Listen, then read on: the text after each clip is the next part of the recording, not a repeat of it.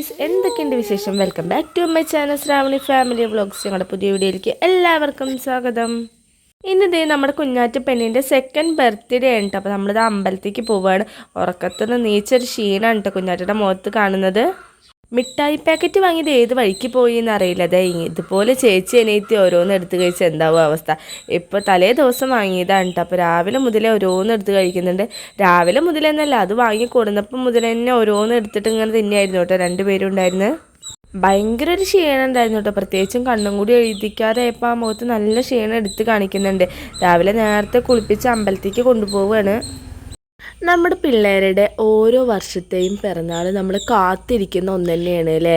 അപ്പോൾ നമ്മൾ എന്താ പറയുക, നമ്മളിപ്പോൾ എന്താഘോഷിച്ചില്ലെങ്കിൽ നമ്മുടെ മക്കളുടെ പിറന്നാൾ ഒരു ഇലയിൽ ചോറ് വിളമ്പി വിളക്കത്ത് വയ്ക്കാൻ എല്ലാവരും ആഗ്രഹിക്കും. കന്നിമാസത്തിലെ ചോതി നക്ഷത്രത്തിലാണ് കേട്ടോ നമ്മുടെ കുഞ്ഞാറ്റ ജനിച്ചിട്ടുണ്ടായിരുന്നത്. അപ്പോൾ ഇപ്രാവശ്യം നമ്മുടെ കുഞ്ഞാറ്റയുടെ ബർത്ത്ഡേ ഡേറ്റ് ആയാലും നാളായാലും ശനിയാഴ്ച ആയിരുന്നു വന്നിട്ടുണ്ടായിരുന്നത്. അപ്പോൾ ശനിയാഴ്ച പൊതുവേ നന്നല്ലാത്ത ദിവസം എന്നാണ് പറയുക. അപ്പം അതുകൊണ്ട് നമ്മൾ അമ്പലത്തിൽ പോയിട്ട് ശാസ്താവിന് നീരാഞ്ജനും ഗണപതിക്ക് ഇതേ എള്ളുതിരിയും കഴിച്ചിട്ടുണ്ടായിരുന്നു കേട്ടോ. ഇപ്പോഴൊന്നും അങ്ങനെ നല്ല ദിവസമെന്നോ നന്നല്ലാത്ത ദിവസം അങ്ങനെയൊന്നുമില്ല. ഇപ്പോൾ പൊതുവെ എല്ലാവരും ബർത്ത്ഡേ ഒക്കെ കഴിക്കുന്നത് വെറും ഡേറ്റിനെ മാത്രമാണ്. ആർക്കും സത്യം പറഞ്ഞാൽ നാള് പോലും ഓർമ്മ ഉണ്ടാവില്ല. പക്ഷേ എന്താ പറയുക, പഴയ ഇതായിട്ടുള്ള ഓരോ ആചാരങ്ങളാണ് ഇങ്ങനെ ശനിയാഴ്ചകളിൽ ബർത്ത്ഡേ വന്നാൽ നന്നല്ല. ഏറ്റവും നല്ല ദിവസം വ്യാഴാഴ്ച, തിങ്കളാഴ്ച അങ്ങനെയൊക്കെയാണ് ഞാൻ കേട്ടിരിക്കുന്നത്. അപ്പം അതുകൊണ്ട് തന്നെ ഞാനിങ്ങനെ അമ്പലത്തിൽ എള്ളുതിരി കഴിക്കുന്നത് അയ്യപ്പൻ്റെ ദിവസമാണല്ലോ ശനിയാഴ്ച. അപ്പം അതുകൊണ്ടാണ് ഞാൻ അങ്ങനെ എള്ളുതിരി കഴിച്ചിട്ടുണ്ടായിരുന്നത്. ഞാനിതേ വീടിനടുത്തുള്ള വിഷ്ണു ക്ഷേത്രത്തിലേക്കാണ് കേട്ടോ പോയത്. ഇതേ ദിവസം തന്നെ നമ്മുടെ ശിവൂട്ടൻ്റെയും ബർത്ത്ഡേ ആണ്. നമ്മുടെ കുഞ്ഞാറ്റയുടെ ബർത്ത്ഡേയുടെ അന്നായിരുന്നു കേട്ടോ നമ്മുടെ ശിവൂട്ടൻ പ്രസവിച്ചിട്ടുണ്ടായിരുന്നു. അപ്പോൾ അതായത് ഇപ്പുറത്ത് നിൽക്കുന്നതാണ്. അപ്പോൾ അവരും അമ്പലത്തേക്ക് വന്നിട്ടുണ്ടായിരുന്നു. പിന്നെന്താ, അവിടെ പോയപ്പോൾ പിന്നെ കുഞ്ഞാറ്റയുടെ ഫുള്ള് ക്ഷീണം മാറിയിട്ടുണ്ടായിരുന്നു. വീട്ടിൽ നിന്ന് ഇറങ്ങുന്ന പോലെ ഒന്നും അല്ല കേട്ടോ. അവിടെ പോയപ്പോൾ ഫുള്ള് ഉഷാറായിട്ടുണ്ടായിരുന്നു. ഓടിക്കളിയായിരുന്നു അമ്പലത്തിലുണ്ടായിരുന്നത്. അമ്പലത്തിൽ നിന്ന് പ്രസാദം പായസമൊക്കെ വാങ്ങിച്ച് നേരെ വീട്ടിൽ ചെന്ന് എന്നത്തെയും പോലെ കുക്കിംഗ് പരിപാടിയിലേക്ക് തന്നെ കടന്നു. രാവിലെ ബ്രേക്ക്ഫാസ്റ്റൊക്കെ ഉണ്ടാക്കി കഴിച്ചിട്ടാണ് കേട്ടോ പിന്നെ നമ്മൾ സാമ്പാറും എന്താ പറയുക സദ്യക്കുള്ള സാധനങ്ങളൊക്കെ ഒരുക്കിയിട്ടുണ്ടായിരുന്നു. ഇതിപ്പോൾ നമ്മൾ സാമ്പാർ വയ്ക്കാനുള്ള പരിപ്പാണ് കേട്ടോ കഴുകിക്കൊണ്ടിരിക്കുന്നത്. വലിയ രീതിയിലുള്ള സദ്യ ഒന്നല്ല കേട്ടോ ഉദ്ദേശിക്കുന്നത്. ഒരു സാമ്പാർ, ഉപ്പേരി, പപ്പടം, അവിയൽ അത്രയേ ഉള്ളൂ കേട്ടോ നമ്മുടെ സദ്യയിൽ. അപ്പം അതിന് വേണ്ടിയിട്ടുള്ള ഇങ്ങനെ ഒരുക്കങ്ങളാണ്. ഇന്നിതാ ഞാൻ പൊതുവെ നേരത്തെ ഒന്നും നെയ്ച്ചിട്ടുണ്ടായിരുന്നില്ല. അതുകൊണ്ട് തന്നെ നമ്മൾ ഇപ്പോൾ പണി തുടങ്ങണത് തന്നെ ഒരു 9 മണിക്ക് തന്നെയാണ് കേട്ടോ. അല്ലെങ്കിൽ ഈ 9 മണിയാകുമ്പോൾ എല്ലാ പണികളും കഴിഞ്ഞ് ഇരിക്കുന്ന അവസ്ഥയാണ്. ഇപ്പോൾ ഇതാ അമ്പലത്തിലൊക്കെ പോയി വന്നതിന് ശേഷമാണ് കേട്ടോ ഞാൻ എല്ലാ പണികളും തുടങ്ങിയിട്ടുണ്ടായിരുന്നു. ഇതെന്താ പറയുക, നമുക്കിപ്പോൾ എന്ത് പരിപാടി എന്തായാലും എനിക്ക് പൊതുവേ ഉറക്കം വരാറില്ല. 3 മണിക്ക് 2 മണിക്കൊക്കെ നെയ്ച്ചിരിക്കുന്ന ഒരു ടൈപ്പാണ് ഞാൻ. അപ്പോൾ ഇപ്രാവശ്യം എനിക്ക് ഭയങ്കര ക്ഷീണം ഉണ്ടായിരുന്നു കേട്ടോ. രാത്രി കിടക്കുമ്പോഴായാലും ഭയങ്കര ക്ഷീണം. അതായത് പീരിയഡ്സിൻ്റെ ഡേറ്റ് അടുത്ത് വരാറായിട്ടുണ്ട്. അപ്പോൾ ആ ഒരു സമയമാകുമ്പോൾ എനിക്ക് ഭയങ്കര തലചുറ്റലായാലും ഛർദി ആയാലും ഭയങ്കര ക്ഷീണം തോന്നും. അപ്പോൾ അതുകൊണ്ടാണ് ഞാൻ കുറച്ച് ലേറ്റായിട്ട് തന്നെ നീച്ചത്. എന്നാൽ പോലും ഈ ഒരു സമയത്ത് ഡേറ്റ് ആണെങ്കിൽ നമ്മുടെ കുഞ്ഞാറ്റയ്ക്ക് വിളക്കത്ത് വിളമ്പാനും അമ്പലത്തേക്ക് പോകാനൊക്കെ പറ്റിയിട്ടുണ്ടായിരുന്നു കേട്ടോ. അതുകൊണ്ട് തന്നെ ഭയങ്കര സന്തോഷമായി. അതിലൊന്നും ഒരു മുടക്കം ഉണ്ടായിരുന്നില്ല. രാവിലെ ഇങ്ങനെ ചെറിയ രീതിയിൽ വിളക്കെടുത്ത് വിളമ്പിയിട്ടും സദ്യയൊക്കെ കഴിച്ച് ആഘോഷിച്ചതിന് ശേഷം വൈകുന്നേരമാണ് കേട്ടോ ഒരു കുഞ്ഞൊരു സെലിബ്രേഷൻ വെക്കാൻ ഉദ്ദേശിച്ചിട്ടുണ്ടെന്ന്. സെലിബ്രേഷൻ എന്ന് പറഞ്ഞാൽ ഞങ്ങളും പിന്നെ എൻ്റെ വീട്ടുകാരും പിന്നെ എന്താ പറയുക നമ്മുടെ 2 ഫ്രണ്ട്സ് അങ്ങനെയൊക്കെയാണ് കേട്ടോ വിചാരിച്ചിട്ടുണ്ടായിരുന്നത്. നമ്മുടെ സനുക്കുട്ടിയുടെ ബർത്ത്ഡേ ഞാൻ 3 വയസ്സ് വരെ നമ്മൾ നല്ലപോലെ തന്നെ ആഘോഷിച്ചിട്ടുണ്ടായിരുന്നുണ്ട്. നമ്മുടെ ഫസ്റ്റ് ബർത്ത്ഡേ അതിഗംഭീരമായിട്ട് തന്നെ ആഘോഷിച്ചിട്ടുണ്ടായിരുന്നു. 2ാമത്തെയും 3ാമത്തെയും കുഴപ്പമില്ലാണ്ട് നമ്മുടെ വീടിൻ്റെ അടുത്തുള്ളവരും ഫ്രണ്ട്സും അങ്ങനെയൊക്കെ ആയിട്ട് നമ്മൾ കുഞ്ഞേ രീതിയിൽ തന്നെ ആഘോഷിച്ചിട്ടുണ്ടായിരുന്നു. പിന്നെ 4ാമത്തെ ബർത്ത്ഡേയുടെ ആ സമയത്തായിരുന്നു നമ്മുടെ കുഞ്ഞാറ്റയുടെ ഡെലിവറി. അപ്പോൾ ഇവള് ചെറിയ കുട്ടിയല്ലേ ഉണ്ടായിരുന്നു. അപ്പോൾ ആ സമയത്ത് നമ്മൾ സാധാരണ രീതിയിലാണ് കേട്ടോ കഴിച്ചിട്ടുണ്ടായിരുന്നത്. അങ്ങനെ 3 വയസ്സ് വരെ നമ്മുടെ സനുവിൻ്റെ അതിഗംഭീരമായിട്ട് തന്നെ നമ്മൾ കഴിച്ചു. അതുപോലെ തന്നെ ഞാൻ ഇന്നലെ ആദ്യമായിട്ടാണ് കേട്ടോ ലൈവിൽ വന്നിട്ടുണ്ടായിരുന്നത്. എങ്ങനെയാണ് ലൈവ് ഓപ്പൺ ആക്കുക, എങ്ങനെ എടുക്കുക എന്നൊന്നും അറിയുന്നുണ്ടായിരുന്നില്ല. ഒപ്പം നമ്മുടെ കോസ്മിക് കപ്പിളിൽ അഖില ഉണ്ടായിരുന്നു. അപ്പോൾ ആളാണ് എനിക്ക് പറഞ്ഞു തന്നിട്ടുണ്ടായിരുന്നു ഇങ്ങനെയാണ് സ്റ്റാർട്ട് ചെയ്യാനൊക്കെ. അപ്പോൾ ഞാൻ ആദ്യം വിചാരിച്ചിട്ട് ഇങ്ങനെ ലൈവ് തുടങ്ങുമ്പോൾ നമുക്ക് നാണം കെടും, ആരും ഉണ്ടാവില്ല, ഒരാൾ പോലും വരില്ല എന്നൊക്കെ ആയിരുന്നു. പക്ഷേ കുറച്ച് നേരം വെയിറ്റ് ചെയ്തപ്പം നമുക്ക് ഒരുപാട് പേര് സംസാരിക്കാനുണ്ടായിരുന്നു. 5, 6, 10, 20ഓളം ആൾക്കാരുണ്ടായിരുന്നു. അപ്പോൾ ഒരുപാട് സന്തോഷമായി. നമുക്കിങ്ങനെ ഓരോ ചോദ്യങ്ങൾ ചോദിക്കുമ്പോഴും നമ്മുടെ കമൻറ്റിലൂടെ നമ്മുടെ അഭിപ്രായം പറയുമ്പോഴൊക്കെ ഒരുപാട് സന്തോഷമായി. നമ്മുടെ വീഡിയോ ഒത്തിരി പേര് കാണുന്നുണ്ടെന്ന് മനസ്സിലായി. നമ്മുടെ കുഞ്ഞാറ്റേനായാലും സനിക്കുട്ടീനായാലും ഞങ്ങളേനായാലും ഇഷ്ടപ്പെടുന്നുണ്ട്. നമുക്ക് ആ ലൈവിലൂടെ മനസ്സിലാക്കാൻ പറ്റിയിട്ട് എനിക്ക്. പിന്നെ നമ്മുടെ ആ ലൈവിലൂടെ ആരോ ചോദിച്ചിട്ടുണ്ടായിരുന്നു നമ്മുടെ മക്കളുടെ പേരെന്താണ്.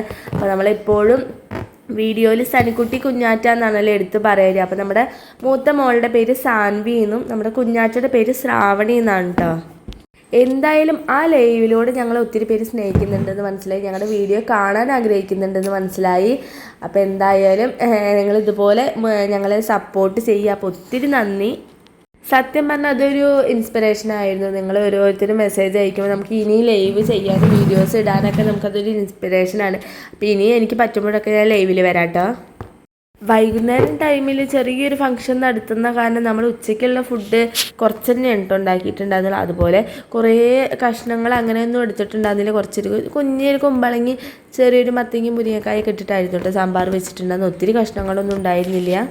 അതുപോലെ തന്നെ ഞാൻ ബർത്ത്ഡേയുടെ ഒരുപാട് ആചാരങ്ങൾ കേട്ടിട്ടുണ്ട്. അതൊക്കെ സത്യമാണോയെന്ന് എനിക്കറിയില്ല. നമ്മൾ പിറന്നാൾ കുട്ടീനായാലും നമ്മൾ വലിയവരായാലും തലയിൽ എണ്ണ തേക്കാൻ പാടില്ല പിറന്നാൾ ദിവസം. അതുപോലെ തന്നെ നമ്മളിപ്പോൾ ബർത്ത്ഡേയുടെ അന്ന് നമ്മൾ എപ്പോഴും തേങ്ങ വറുത്തരയ്ക്കണം. അങ്ങനെയൊക്കെ ഉണ്ടോ? നിങ്ങൾ കേട്ടിട്ടുണ്ടോ? ഞാനിവിടെ കേട്ടിട്ടുണ്ട് കേട്ടോ. അങ്ങനെയൊക്കെ നിങ്ങളുടെ നാട്ടിലുണ്ട്, നിങ്ങളങ്ങനെ ചെയ്തിട്ടുണ്ടെന്നുണ്ടെങ്കിൽ ഒന്ന് കമൻറ്റിൽ പറയണം. ഞാനിതൊക്കെ ആദ്യമായിട്ടാണ് കേൾക്കണത്. ആദ്യമായിട്ടെന്നല്ല, നമ്മളിങ്ങനെ ഓരോരുത്തർ പറയുന്നത് കേൾക്കുന്നുണ്ട്. പക്ഷെ ഇതൊക്കെ എനിക്കറിയില്ല സത്യമാണ്. പക്ഷെ അതേപോലെ തന്നെ ചെയ്യാറുണ്ട് കേട്ടോ. പിറന്നാൾ ദിവസം നമ്മൾ തലയിൽ എണ്ണ തേക്കാറില്ല. പിന്നെ പൊതുവെ ഏത് കൂട്ടാൻ വയ്ക്കുകയെന്ന് വെച്ചാൽ നമ്മൾ തേങ്ങ അരച്ചിട്ടാണല്ലോ വയ്ക്കുന്നത്, നിർബന്ധമാണ്. അപ്പം അതുകൊണ്ട് അതിലൊന്നും ഒരു മാറ്റം വരുത്താറില്ല. കുഞ്ഞാറ്റി ഇട്ടിരിക്കുന്ന ഈ ഒരു ഡ്രസ്സ് നമ്മുടെ കുഞ്ഞാറ്റിക്ക് ഫസ്റ്റ് ബർത്ത്ഡേ സെലിബ്രേഷന് കിട്ടിയതാണ് കേട്ടോ. ഇപ്പോഴും പുതിയതുപോലെ തന്നെ എല്ലാം ഇരിക്കുന്നുണ്ട്. ഒട്ടുമിക്ക ഡ്രസ്സുകളും ഇടാത്തവരൊക്കെ ഉണ്ട് കേട്ടോ.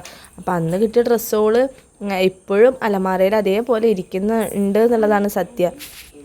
പിന്നെ നമുക്കിപ്പോൾ ഒരു വയസ്സിൻ്റെ സെലിബ്രേഷനൊക്കെ കിട്ടുന്ന ഡ്രസ്സുകളൊക്കെ അത്യാവശ്യം വലിപ്പമുള്ളതായിരിക്കാം.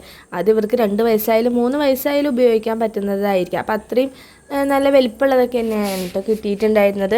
ഒക്കെ നല്ല നല്ല ക്വാളിറ്റി ഉള്ളതും എല്ലാതും നല്ല അടിപൊളി ഡ്രസ്സുകളായിരുന്നു. നല്ല നെറ്റിൻ്റെയൊക്കെ അടിപൊളി മോഡലായിരുന്നു കേട്ടോ. അപ്പോൾ ഇതിപ്പോൾ കുഞ്ഞാറ്റിട്ടപ്പോൾ എനിക്ക് ഭയങ്കര രസം തോന്നി. നല്ല ഭംഗിയുണ്ടായിരുന്നു കേട്ടോ അവൾക്കത്. പരിപ്പൊക്കെ നല്ല പോലെ വെന്തതിന് ശേഷം ഞാൻ കഷ്ണമൊക്കെ അരിഞ്ഞൊക്കെ കഴുകി വെച്ചിട്ടുണ്ടായിരുന്നു കേട്ടോ. അപ്പോൾ അത് കഴിഞ്ഞപ്പോൾ ഇതാ അടുത്തിട്ട് ഞാൻ അവിയലിക്കുള്ള സാധനങ്ങളാണ് കേട്ടോ ഒക്കെ നന്നാക്കണത്. മുരിങ്ങക്കായ വല്ലാണ്ട് ഇഷ്ടമില്ലാത്ത കാരണം അവിയൽ ആകെ 1-2 കഷ്ണം മാത്രമാണ് കേട്ടോ ചേർത്തിട്ടുണ്ടാകുന്നത്. ബാക്കിയുള്ളത് ഞാൻ അവിയലിക്ക് അരിഞ്ഞ് കൊടുത്തിട്ടുണ്ടാകുന്നത്. പിന്നെന്താ, അവിയലിൽ മെയിൻ ഘടകങ്ങൾ നമ്മുടെ കൊത്താമര, ബീൻസ്, പയറൊക്കെയാണല്ലോ. അപ്പോൾ എനിക്ക് കൊത്താമര തീരെ ഇഷ്ടമല്ല. അപ്പോൾ അതുകൊണ്ട് തന്നെ അവിയൽ എപ്പോൾ വയ്ക്കണം അന്നൊക്കെ കൊത്താമര ഒഴിവാക്കാറുണ്ട് കേട്ടോ. അപ്പോൾ അതാ കൂടുതലായിട്ട് ബീൻസും പയറും ക്യാരറ്റൊക്കെയാണ് കേട്ടോ എടുക്കണത്. എനിക്ക് ഇഷ്ടമില്ലാത്ത കാരണം ഞാൻ അവിടെ വീട്ടിൽ വെക്കുമ്പോൾ ഞാൻ എപ്പോഴും പറയാറുണ്ട് ഇങ്ങനെ കൊത്താമര, കയപ്പയ്ക്ക് അങ്ങനത്തെ ഒന്നും ഇടണ്ട. പക്ഷെ ഇവിടെ അമ്മ പറയും കേട്ടോ, അവിയലിൻ്റെതായ ഓരോ സാധനങ്ങളുണ്ട്, അതൊക്കെ അതിൽ കൂട്ടിയാൽ തന്നെയാണ് ടേസ്റ്റ് ഉണ്ടാവുള്ളൂ എന്ന് പറയും കേട്ടോ. അപ്പോൾ കൊത്താമര എന്തായാലും പേരിനെങ്കിലും കുറച്ച് ചേർക്കണം എന്ന് പറഞ്ഞിട്ട് അവിടെ എപ്പോഴും ചേർക്കാറുണ്ട്. പിന്നെ എന്താ, ഞാൻ അവിയലിക്ക് ഒരു ഓമക്കായ ചേർക്കുന്നുണ്ട്. ഇപ്പം ഞാൻ അവിയൽ വയ്ക്കുമ്പോൾ എനിക്ക് ഓർമ്മ വരുന്നത് എൻ്റെ ചെറുപ്പത്തിലത്തെ ഒരു കാര്യമാണ് കേട്ടോ. അമ്മ അവിയലിനെ കഷ്ണം അരിയാനായിട്ട് വയ്ക്കുമ്പോൾ ഞാൻ പറയും ഞാൻ അരിയാൻ. ഒരു സമയത്ത് ഞാൻ ഫുള്ളായിട്ട് അരിഞ്ഞ് അവിയൽ കഷ്ണമൊക്കെ സെറ്റാക്കിയിട്ട് വെച്ചു. അത് ഏത് പ്രായത്തിലാണെന്ന് വെച്ചാൽ ചെറിയ കുട്ടിയായിട്ടിരിക്കുന്ന പ്രായമായിരുന്നു. കുട്ടിയെന്നല്ല, നമ്മൾ എത്രയോ പഠിക്കുന്ന ഒരു ടൈമായിരുന്നു. പക്ഷെ ഞാൻ അവിയലരിഞ്ഞതും ഇപ്പം അരിയുന്ന അവിയലും തമ്മിൽ നല്ല വ്യത്യാസം ഉണ്ടായിരുന്നു. അപ്പോഴൊക്കെ ക്യാരറ്റൊക്കെ ഞാൻ അരിഞ്ഞിട്ടുണ്ടായിരുന്നു. ഉപ്പേരിക്ക് അരിയുന്ന പോലെ ഇരുന്നിട്ട് നല്ല നൈസ്, എത്ര ചെറുതാക്കാൻ പറ്റും അത്രയും കുഞ്ഞേ കഷ്ണങ്ങളായിട്ടാണ് ഞാൻ അവിയലിനെ കഷ്ണങ്ങൾ അരിഞ്ഞിട്ടുണ്ടായിരുന്നു. പക്ഷെ അന്ന് കുറേ അവിടെ നിന്ന് ചീത്തയും കേട്ടിട്ടുണ്ടായിരുന്നു. അപ്പം അത് നല്ല ഓർമ്മയുണ്ട് എനിക്ക്. പിന്നെ ധാരണേട്ടൻ വന്നിട്ട് ഒന്നും ചെയ്തു തന്നില്ല എന്ന് വേണ്ട. ഏട്ടനോട് ഞാൻ കായും അതുപോലെ ചേനയൊന്നും അരിഞ്ഞു തരാൻ പറഞ്ഞതാണ് കേട്ടോ.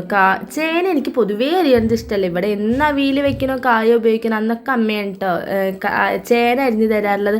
അത് ഭയങ്കരമായിട്ട് ആകെ കൈയൊക്കെ ചൊറിഞ്ഞിതാവും. പിന്നെ അത് മാത്രമല്ല, കായാണെങ്കിൽ നമ്മുടെ കയ്യിൽ ഇങ്ങനെ കറ പിടിക്കില്ല. അപ്പോൾ അത് രണ്ടും അരിയണത് എനിക്ക് തീരെ ഇഷ്ടമല്ല. അപ്പോൾ അതുകൊണ്ട് തന്നെ അരുണേട്ടനോടാണ് കേട്ടോ ഞാനിത് അരിഞ്ഞു തരാൻ പറഞ്ഞിട്ട്. ഏട്ടനെ കാണിച്ചപ്പോൾ ഭയങ്കര എക്സ്പീരിയൻസ്. ഏട്ടനവിടെ പൊള്ളാച്ചി പോയിട്ട് ഫുള്ള് ഇതൊക്കെ തന്നെയാണ് കേട്ടോ പണി. അവരൊറ്റയ്ക്ക് കുക്കിങ് ചെയ്യല്ലേ വൈകുന്നേരം പണി മാറ്റിയിട്ട് വന്നു കഴിഞ്ഞാൽ. അപ്പോൾ അവർ എല്ലാ പണികളും ചെയ്യും. അപ്പോൾ ഏട്ടൻ പറയും അവിടെ ഇതൊക്കെ തന്നെയാണ് പണി, അപ്പോൾ പിന്നെ വലിയ കുഴപ്പമില്ല, ഇപ്പോൾ പിന്നെ ഏകദേശമൊക്കെ അറിയാം. ഏട്ടൻ അങ്ങനെ വല്ലാണ്ട് കുക്ക് ചെയ്യാനൊന്നും അറിയില്ല, ഇതുപോലെ ചെറിയ ചെറിയ ഹെൽപ്പുകളൊക്കെ അവിടെയും ചെയ്ത് കൊടുക്കും കേട്ടോ. സംസാരത്തിൻ്റെ ഇടയിൽ കായും ചേനയും മാത്രമല്ല ഓമക്കായും കൂടി കൊടുത്തിട്ടുണ്ടാകുന്നുണ്ട്. പക്ഷെ ഓമക്കായ നന്നാക്കുമ്പോൾ എന്തോ അത് കറക്റ്റ് അങ്ങനെ നീളത്തിനായിട്ട് വരുന്നുണ്ടായിരുന്നില്ല, അത് പല പല ഷേപ്പിലാണ് കേട്ടോ വന്നിട്ടുണ്ടാകുന്നത്. എനിക്ക് എൻ്റെ ഒരു സ്വഭാവമുണ്ട്, ഞാൻ ഏട്ടനോട് ഞാനൊന്ന് അരിഞ്ഞ് തരാനൊക്കെ പറയും, പക്ഷേ എനിക്ക് സെറ്റാവാത്ത രീതിയിലാവുമ്പോൾ ഞാൻ പറയും ഏട്ടാ അങ്ങനെയല്ല. ഏട്ടൻ പറയും നീ ഞാൻ അരിയാം, എൻ്റെ ഇഷ്ടത്തിന് അരിയാം, പിന്നെ ഇന്ന് അങ്ങനെ വെച്ചാൽ നീ അരിഞ്ഞോനൊക്കെ കൊണ്ട് ദേഷ്യപ്പെട്ട് പോട്ടെ. പക്ഷേ ഇപ്രാവശ്യം അങ്ങനെയൊന്നും ഉണ്ടായിരുന്നില്ല, ഏട്ട അരിയുന്നത് എങ്ങനെയായാലും ഞാൻ നോക്കി നിന്ന് നമുക്കത് അരിഞ്ഞ് കിട്ടിയല്ലേ വേണ്ടുള്ളൂ. പിന്നെ അതാ ഞാൻ ക്യാബേജ് ഉപ്പേരിക്കുള്ള ക്യാബേജൊക്കെ നന്നാക്കി വെച്ചു. അതിൻ്റെ ഇടയിൽ ഇതാ ഓരോന്നിങ്ങനെ സംസാരം അതൊക്കെ ഇട്ട് ടൈം ഇങ്ങനെ നീണ്ടു പോവുമായിരുന്നു. പിന്നെ ഇതാ ലാസ്റ്റ് തേങ്ങ കൊണ്ട് ചെരുപ്പിച്ചിട്ടുണ്ടായിരുന്നു. ചിരകിപ്പിച്ചു എന്ന് പറയാൻ പറ്റില്ല, എന്താ പറയുക, ഏട്ടനോട് ചോദിച്ചു തേങ്ങ ഒന്ന് ചിരകി തരുമോ വെച്ചപ്പോൾ എന്തോ ഒരു ഇതിനാ ചിരകി തരാമല്ലോ എന്ന് നമ്മുടെ ഈ ഇങ്ങനെ ചിരവയുടെ ആ ഒരു മൂർച്ചയുള്ള ഭാഗം ഒന്ന് നന്നായിട്ട് അനങ്ങുന്നുണ്ട്. അപ്പോൾ എനിക്കിങ്ങനെ വല്ലാണ്ട് പെട്ടെന്നൊന്നും തേങ്ങ ഇത്രയും പെട്ടെന്ന് ചിരകിയെടുക്കാൻ പറ്റില്ല. അതായത് ഇപ്പോൾ നമുക്ക് കാബേജ് ഉപ്പേരിയിലേക്കും കുറച്ച് തേങ്ങ ഇടണം, അതുപോലെ അവിയലിലേക്ക് വേണം, സാമ്പാറിലേക്കും ഒക്കെ വേണം. അപ്പോൾ അത്യാവശ്യം നല്ല പോലെ തേങ്ങ ചിരകണം. അതിന് പുറമെ നമ്മൾ പരിപ്പ് പായസം വെക്കുന്നുണ്ട്, അപ്പോൾ അതിലേക്കും കൂടി കുറച്ച് കൂടുതലായിട്ട് തേങ്ങ വേണമായിരുന്നു കേട്ടോ. ഇങ്ങനെ ഇപ്പം നമ്മൾ ഒറ്റയ്ക്ക് ഇരുന്ന് കുക്ക് ചെയ്യുന്നതിനേക്കാൾ എത്രയോ നല്ലതാണ് കേട്ടോ രണ്ട് പേരും കൂടിയിട്ട് ഇങ്ങനെ ഓരോന്ന് സംസാരിച്ചിട്ട് ഒരു സഹായത്തോടു കൂടി ചെയ്യരുത്. ഇപ്പോൾ എന്താ പറയുക, ഇപ്പോൾ ആണുങ്ങൾക്ക് അടുക്കളയിൽ കയറാൻ പറ്റില്ല അങ്ങനെയൊന്നുമില്ല കേട്ടോ. നമുക്ക് വേണ്ടതായ സഹായങ്ങൾ ചെയ്ത് കൊടുക്കാനും അവർക്ക് ഇങ്ങോട്ട് ചെയ്ത് തരാനൊക്കെ മനസ്സുണ്ടെങ്കിൽ നമുക്ക് നല്ല രീതിയിൽ തന്നെ നമുക്ക് അടുക്കളയിലൊക്കെ നല്ല കുക്കിംഗ് ഒക്കെ ചെയ്തിട്ട് നല്ല ഹാപ്പി ആയിട്ട് തന്നെ നമുക്ക് ഇരിക്കാൻ പറ്റും. എന്താ പറയുക, നല്ലൊരു രസമായിരിക്കും കേട്ടോ രണ്ട് പേരും സംസാരത്തിൻ്റെ ഇടയിൽ കുക്ക് പെട്ടെന്ന് എൻ്റെതാ എല്ലാം ആയിട്ടുണ്ടായിരുന്നു. അപ്പോൾ അതിൻ്റെ ഇടയിൽ ഞങ്ങൾ സംസാരിക്കുന്നതിൽ ഏട്ടൻ്റേതായ ഹെൽപ്പിങ്ങും ഒക്കെ ഉണ്ടായിരുന്നു. ഇവിടെ മെയിൻ പ്രശ്നം എന്താണെന്ന് വെച്ചാൽ ഏട്ടൻ്റെ മൈൻഡ് സെറ്റ് ആവണം. ചില സമയത്ത് ഒന്നിനും താല്പര്യം ഉണ്ടാവില്ല. ഇപ്പോൾ അത്രയും റിസ്ക് എടുത്ത് പണിയൊക്കെ കഴിഞ്ഞിട്ട് വരുമ്പോൾ വന്നൊന്ന് കിടന്നാൽ മതി. ആകെ ചിലപ്പോൾ 1-2 ദിവസത്തെ ലീവിന് മാത്രമല്ലേ വരുള്ളൂ. അപ്പോൾ അവിടെ ഫുള്ള് ഈ പണിയുടെ വർക്കിൻ്റെ ഇടയിലൊക്കെ ആകെ ക്ഷീണം ഇതല്ലേ. അപ്പോൾ ഇവിടെ വന്നു കഴിഞ്ഞാൽ ഒന്ന് കിടന്നാൽ മതി. അങ്ങനെയുള്ള ടൈമിലൊന്നും നമ്മൾ ഏട്ടനെ വിളിക്കാറില്ല. ഇന്നിപ്പോൾ എന്തോ ഒക്കെ ഓക്കെയാണ്. അപ്പോൾ അതുകൊണ്ടാണ് ഏട്ടൻ ഇങ്ങനെ വന്നിരുന്നിട്ട് ഏട്ടൻ ചോദിച്ചു ഞാൻ എന്തെങ്കിലും ഹെൽപ്പ് ചെയ്യണമെന്ന് ചോദിച്ചുകൊണ്ടാണ് ഞാനിതൊക്കെ പറഞ്ഞത്. ഹെൽപ്പ് ചെയ്യണമെന്ന് ചോദിച്ച നിമിഷം കൊണ്ട് ഞാൻ എല്ലാം ഓരോന്ന് ഓർഡർ ചെയ്യായിരുന്നു. പിന്നെ ഇതാ പപ്പടം കാച്ചി. പപ്പടം അത്യാവശ്യം നല്ല വലിപ്പമുള്ള പപ്പടമായിരുന്നു കേട്ടോ. അച്ഛന് പിന്നെ പപ്പടപ്പണിയായ കാരണം പപ്പടത്തിന് വലിയ ക്ഷാമമൊന്നും ഉണ്ടായിരുന്നില്ല. നമ്മുടെ ആ ഒരു വെള്ളയപ്പച്ചട്ടിയുടെ അത്ര തന്നെ വലിപ്പം ഉണ്ടായിരുന്നു കേട്ടോ പപ്പടം. പിന്നെ ഇതിൻ്റെ ഇടയിൽ ഞാൻ അവിയലൊക്കെ വേവിക്കാൻ വെച്ചിട്ടുണ്ടായിരുന്നു. പിന്നെ ഇതാ അടുപ്പത്താണ് കേട്ടോ പായസം വെക്കണത്. എപ്പോഴും അധികം പരിപ്പ് പായസമാണ് കേട്ടോ ഞാൻ വെക്കാറില്ല. ഞാനായാലും അവിടെ വീട്ടിലായാലും പരിപ്പ് ഇതപ്പോൾ കഴിഞ്ഞ ആഴ്ചയും കൂടി വെച്ചിട്ടുള്ളൂ. എന്താണെന്നറിയില്ല, പരിപ്പ് വെക്കാനാണ് കൂടുതലായിട്ട് എനിക്കിഷ്ടം. അതാണ് എളുപ്പമെന്ന് തോന്നുന്നു. ഇവിടെ വേറെ പൊതുവെ എല്ലായിടത്തും ചോദിച്ചാൽ എല്ലാവരും പറയുന്നത് എന്താ പറയുക സേമിയ പായസം വെക്കാനാണ്, അതിൽ വെറുതെ പാലൊഴിച്ച് പഞ്ചസാര ഇട്ടാൽ മതിയല്ലോ. അപ്പോൾ അതാണ് പെട്ടെന്ന് ഞാനങ്ങനെ പൊതുവെ പായസം വെക്കാറില്ല. എപ്പോഴേലും വെക്കൊന്ന് പരിപ്പാണ്. പിന്നെ നമ്മൾ സനുവിന് ഭയങ്കര ആഗ്രഹമായിരുന്നു കേട്ടോ ഇങ്ങനെ പാലട ഉണ്ടാക്കണമെന്ന്. പാലട എനിക്ക് വെക്കാൻ അറിയില്ല, ഇതുവരെയായിട്ട് ഞങ്ങൾ ട്രൈ ചെയ്ത് നോക്കിയിട്ടില്ല. പിന്നെ എന്തായാലും ഒരു പാലട മിക്സ് വാങ്ങിച്ചിട്ട് ഒന്ന് ട്രൈ ചെയ്ത് നോക്കണം. എനിക്കും ഏറ്റവും ഇഷ്ടം പായസത്തിൽ ഏറ്റവും ഇഷ്ടമുള്ള ഒന്നാണ് കേട്ടോ പാലട. ഏകദേശം എല്ലാ സദ്യയുടെ പരിപാടിയും കഴിഞ്ഞിട്ടുണ്ടായിരുന്നു. നമ്മുടെ ഈ അവിയലിൻ്റെ ലാസ്റ്റ് ആ ഒരു പച്ച വെളിച്ചെണ്ണയും കറിവേപ്പിലയും ഇട്ട ഒരു പ്രത്യേക ടേസ്റ്റ് തന്നെയുണ്ട്. ആ ഒരു സ്മെല്ല് കേട്ടാൽ നമ്മളൊരു പാത്രം നിറച്ച് ചോറ് കഴിക്കും. പിന്നെ അതാ ഞാൻ വിളക്കത്തൊക്കെ ചോറൊക്കെ വിളമ്പി. പേരിന് മാത്രമാണ് കേട്ടോ വിളമ്പലുണ്ടായിരുന്നല്ലോ. കുഞ്ഞാറ്റ ഒന്നും കഴിച്ചിട്ടുണ്ടായിരുന്നില്ല. വെറുതെ പപ്പടത്തിൻ്റെ ഒക്കെ ഓരോ പുട്ട് അങ്ങോട്ട് വയ്ക്കുക. ഇതാ കണ്ടില്ലേ വിളക്കത്ത് വിളമ്പിയിലേക്കാണ് കേട്ടോ അവൾ വെച്ചിട്ടുണ്ടായിരുന്നത്. അവിയൽ, പപ്പടം, കാബേജ് ഉപ്പേരി, സാമ്പാർ, കൂനച്ചാർ എല്ലാം കൊണ്ട് ഒരു അടിപൊളി പിറന്നാൾ സദ്യ തന്നെയായിരുന്നു കേട്ടോ ഒരുക്കിയിട്ടുണ്ടായിരുന്നു. പിന്നെ ഇതാ പായസം ഒന്നും പറയാനില്ല, അടിപൊളിയായിരുന്നു. എല്ലാം കറക്റ്റായിരുന്നു കേട്ടോ. മധുരമായാലും എല്ലാം. നമ്മുടെ കുഞ്ഞാറ്റ ചോറ് കഴിച്ചില്ലെങ്കിൽ അവൾക്ക് പായസം ഭയങ്കര ഇഷ്ടമാണ് കേട്ടോ. അതാ കുറച്ച് പായസം കുടിച്ചിട്ടുണ്ടായിരുന്നു. പൈരൊക്കെ നിലത്തായിരുന്നു. അങ്ങനെ ദേ പിറന്നാൾ സദ്യയൊക്കെ കഴിച്ചിട്ട് വയറൊക്കെ നടന്ന് നമ്മുടെ കുഞ്ഞാറ്റയുടെ 2ാമത്തെ പിറന്നാൾ അടിപൊളിയായിട്ട് തന്നെ കഴിച്ചു കേട്ടോ. നമ്മുടെ ഒരു ചെറിയ രീതിക്കാണെങ്കിലും ഇതൊക്കെ തന്നെയല്ലേ സന്തോഷം. അപ്പോൾ എന്തായാലും നമ്മൾ വൈകുന്നേരം ചെറിയൊരു ഫംഗ്ഷൻ പരിപാടി പോലെ വെക്കുന്നുണ്ട്, നമ്മൾ 2 വീട്ടുകാരും മാത്രം. അപ്പോൾ എന്തായാലും അത് ഞാൻ വേറൊരു വീഡിയോയിൽ ഉൾപ്പെടുത്താം. പിന്നെ നമ്മുടെ അടുത്ത വല്യമ്മ വന്നിട്ടുണ്ടെന്ന് ചോറ് കഴിക്കാൻ. അപ്പോൾ എന്തായാലും പുതിയൊരു വീഡിയോ ആയിട്ട് വരാം. അപ്പോൾ നമ്മുടെ വീഡിയോ ഇഷ്ടപ്പെട്ടെങ്കിൽ എല്ലാവരും ഒന്ന് സപ്പോർട്ട് ചെയ്യുക. പിന്നെ എല്ലാവരും അച്ഛനും അമ്മയും ഏട്ടനും ഞങ്ങളെല്ലാവരും കൂടി ഫുഡ് കഴിച്ചു. അപ്പോൾ എന്തായാലും ബൈ, പുതിയൊരു വീഡിയോ ആയിട്ട് വരാം.